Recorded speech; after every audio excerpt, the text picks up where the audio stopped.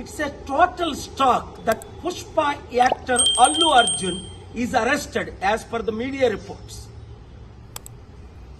When Chandrababu Naidu conducted political rallies, 8 people died in Kandukur, 3 people died in Guntur, and in Puskaral time, Chandrababu need a huge stunt where 23 people died.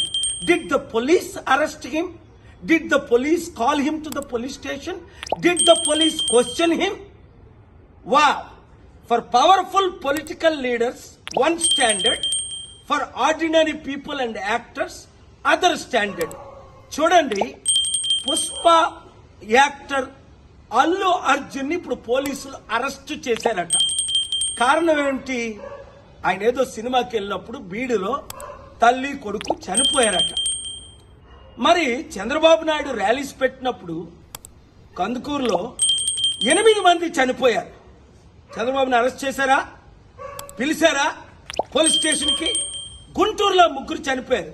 2019లో పుష్కరాల్లో ఆయన stunt చేసినప్పుడు 23 మంది చనిపోయారు. Article 14 violation.